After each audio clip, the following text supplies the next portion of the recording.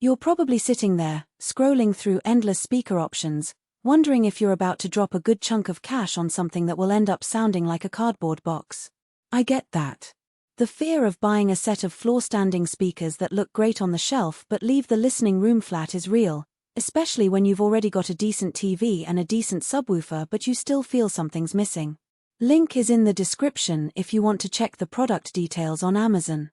So let's break down whether the Acoustics Concept 500 actually fills that gap, or if you'd be better off waiting for a different model.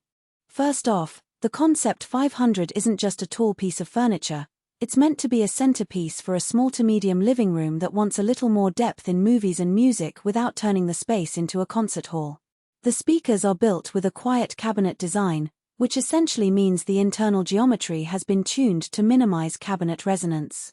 In practice, that translates to less rattling when you crank up the volume on an action movie and more clarity when a vocalist hits a high note.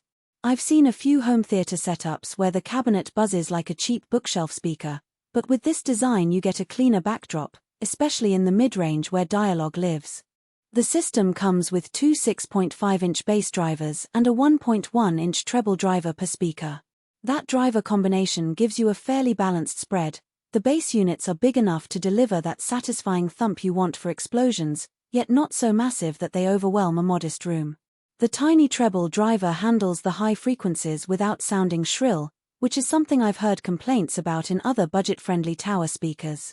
In real-world terms, when I set these up next to my 55-inch OLED, the dialogue stayed clear during a fast-paced thriller, and the bass punches felt tight enough to feel but not shake the picture frame.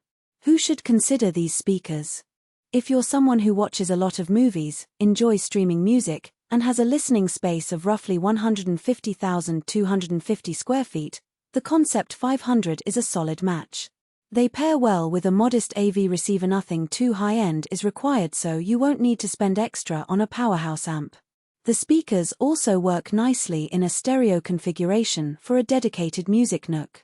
Because they're loudspeaker specifications, you can expect a decent SPL, sound pressure level, without pushing your amp into distortion, which is great if you like to host a game night and want the soundtrack to fill the room.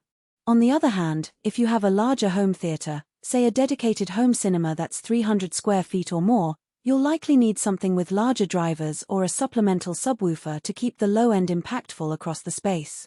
Also, audiophiles who chase the most accurate, reference-grade sound might find the Concept 500 a bit too consumer-friendly.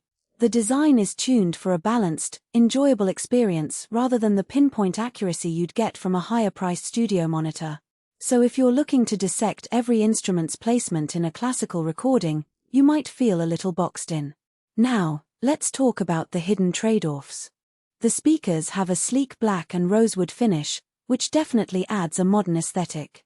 But that finish also means the front grille is relatively thin, and while the no interference claim suggests they're built to resist magnetic or electronic distortion, the actual grille can be prone to dust buildup if you don't give it a quick wipe now and then. It's not a deal-breaker, but it's a maintenance step that some buyers forget. Another practical point, the speakers are fairly tall, so you need enough floor clearance. In a tight apartment where you have furniture against the wall, you'll need to leave a few inches of space behind them to let the rear ports breathe, otherwise you'll notice a slight muffling of the bass.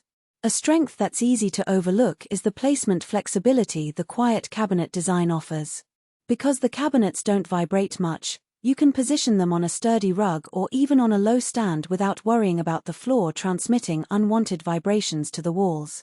In a recent test, I placed one speaker on a thin carpet and another on a hardwood floor, and the difference in perceived bass was negligible, a testament to the internal damping. That's something you often have to compromise on with cheaper tower speakers that transmit a lot of energy into the floor. Conversely, the weakness lies in the lack of a built-in crossover adjustment.